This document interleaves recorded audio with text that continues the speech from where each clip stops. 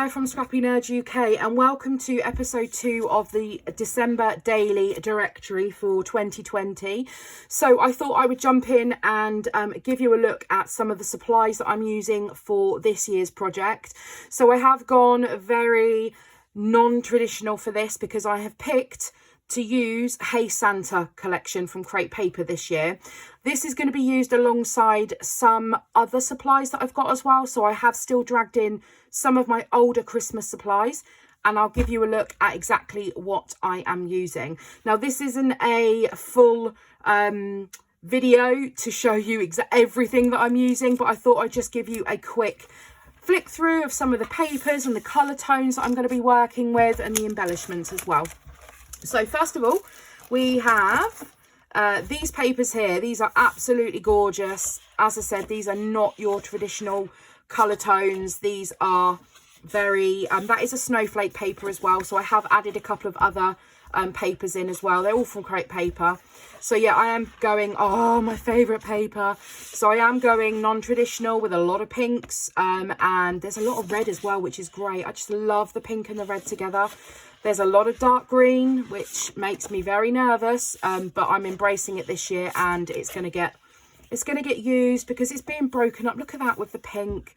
It just makes it less offensive for me. So I have got some papers where I have bought two, so I can use both the A and the B side, but just generally these are, and I mean that paper's generic enough to be able to use in any sort of scrapbook layout, not just Christmas.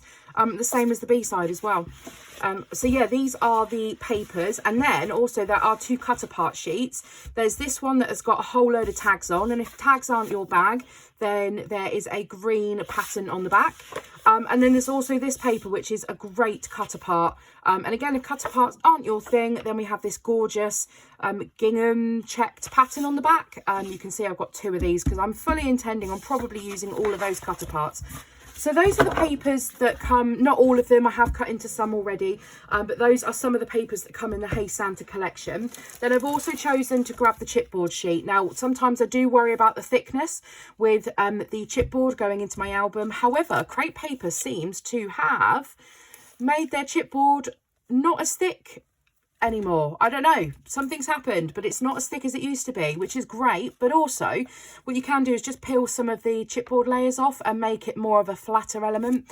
So I've got the chipboard, I bought the ephemera, I got the stickers, and I got the little epoxy charms as well. Now this is enough to be able to make a full album with. You shouldn't need anything else. So if you are looking at making a December album this year, whether it be a December daily where you're documenting every day, or whether you're doing a December memories album, then this should be enough supplies to get you started. Or I love stash diving. I absolutely love going back into my stash and refinding things that I've got, and that's how I found some of the snowflake paper. So go and have a look at what you've got already and build yourself a little kit. Then what I've done is I didn't buy these alphas. I think are from Snowflake from last year. These, I don't know, these are called Joy, so these are from a Christmas collection, but I think these were 2 years ago. So I grabbed these two alphas this year. Now I don't tend to use a lot of thickers in my album because again it adds that bulk, but if there's something specifically that I want to, you know, make a bold statement, then I have some thickers out and ready. Now, in terms of other supplies that I'm going to be using, all of these supplies are organised in one of those IKEA boxes. Okay, so I have most of my supplies, not all of them. I have most of my supplies organised in one of these IKEA boxes, and I'm really sorry about the angle and not being able to show you properly. But what I've done on here is I've gone through all of my bits that I've got. I've got stuff from Ali Edwards from the actual December daily product. I've got thickers. I've got, you know, the stash from Hey Santa. I've got some stamps in here, trim and journal cards, and then the back quite handily holds all of my 12 by 12.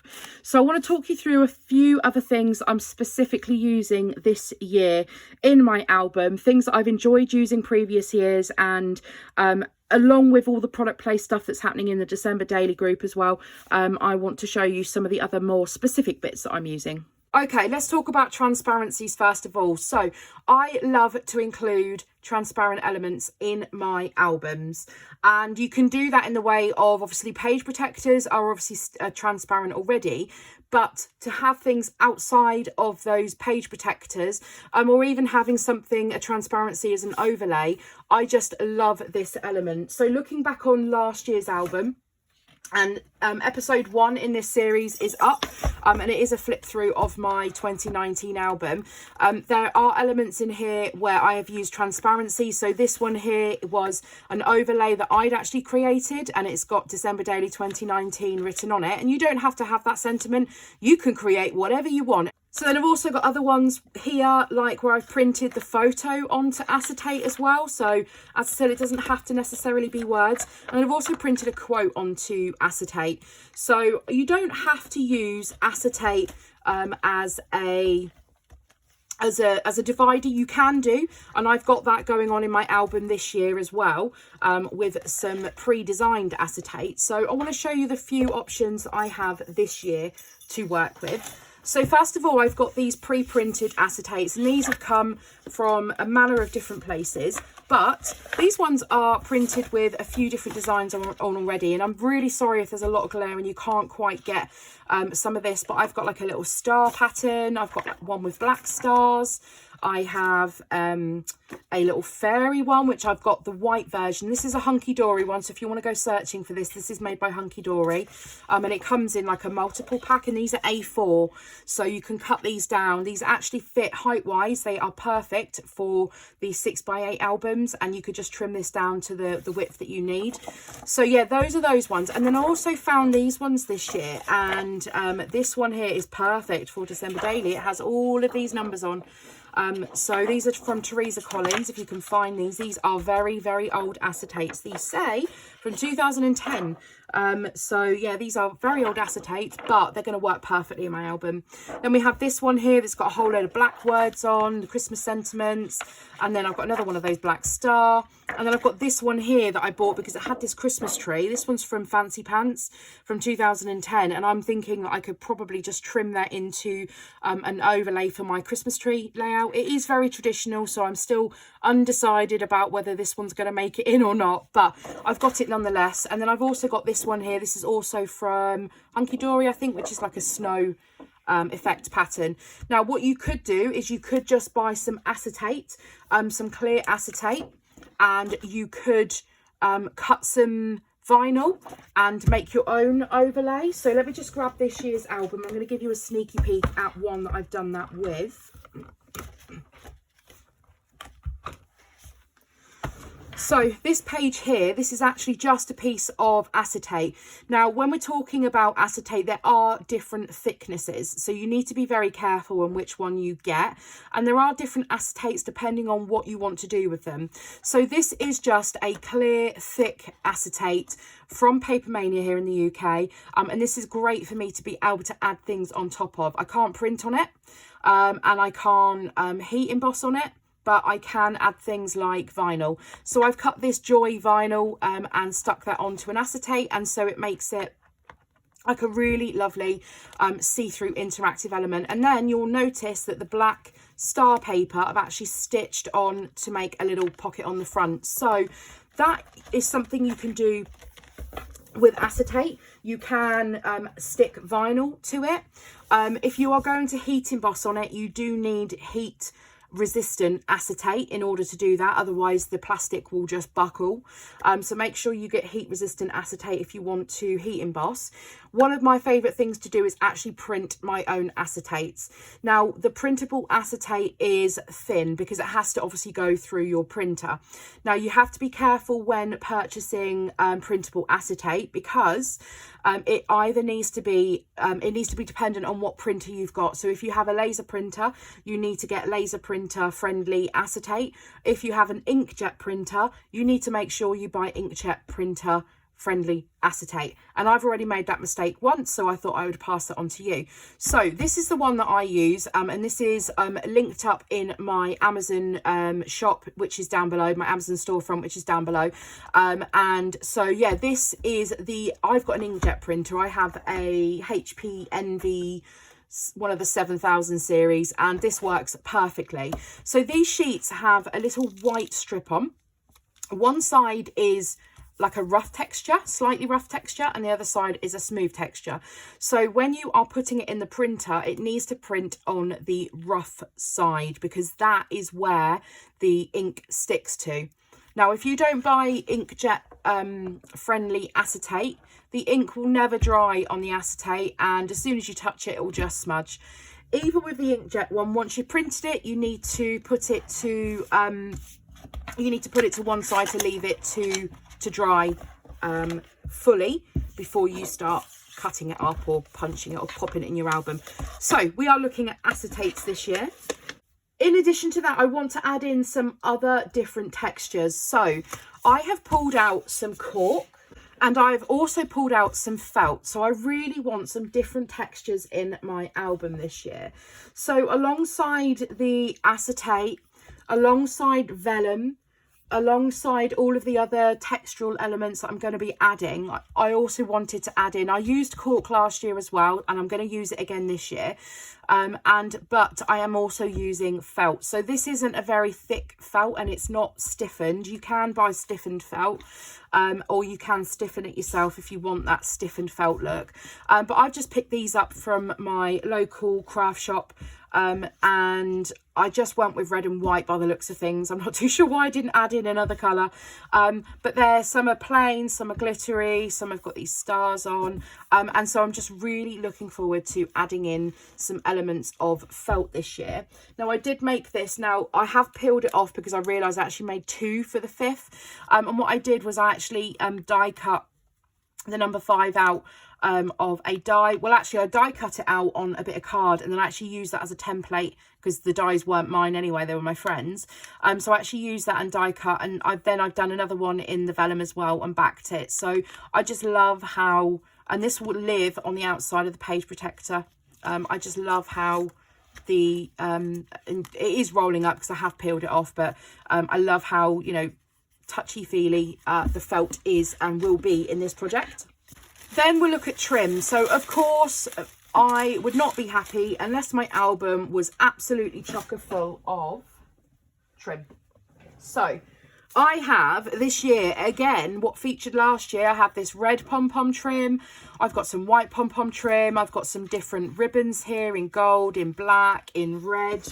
I've also bought some new ribbon this year, and this has got, this is like the burlap type, and then we have this gold, gorgeous gold ribbon, and then we've got some tartan in there.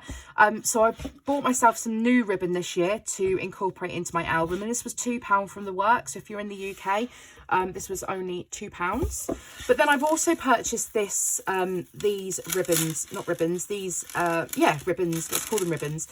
This is amazing. Look at this, it's Christmas lights. It's little Christmas lights, and I have already used this on a project in my album for this year on a Christmas tree that I've cut. So I will show you that when I go through the 2020 flip through of my foundation pages. But I have this one.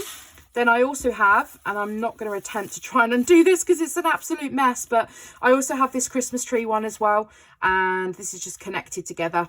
So I'm looking forward to using some of that. And then I also have this gold reindeer or moose, if you like, trim as well. And I have used that in my album, and just to give you a little sneak peek, you might be able to see it, just peeking out on the edge, just there.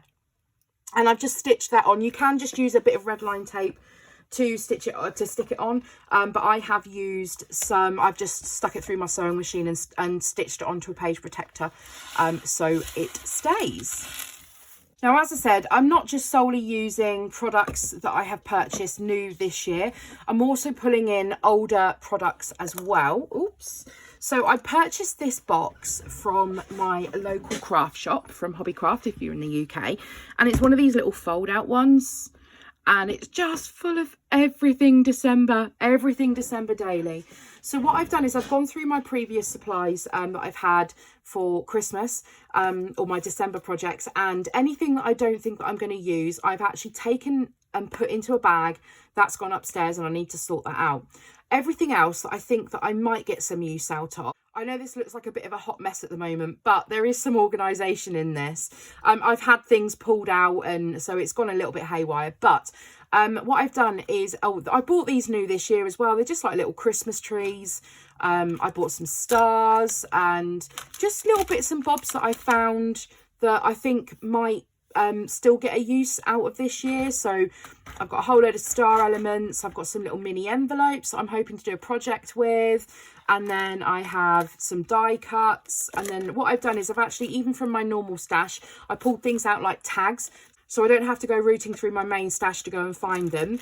Then I've got some ephemera packs, and then I've got some puffy stickers. So the bigger elements are all at the bottom here, and then I've got all of the little bits at the top. So it probably needs a little bit more organising again, because I have rifled through it, picking bits out. But I have got this box, and then just to go alongside that, my friend picked me this box up here, and this is great. It's just got these layers, and then in each compartment it's got six little holes. So I've got so many little embellishments and stuff just hanging around. I need to fill this up a bit more, because I probably take some of the other bits out of that other one and add them in here. But this is a great way to be able to organise embellishments. So I've got bows and felt numbers and wood numbers and hearts and acetate, and then paper clips and puffy stars, should I say, frames. I've got all sorts in here, so this is a great way to be able to organise. And then when I just want that little finishing touch, I can just come in to this little box here and just grab out something that I might need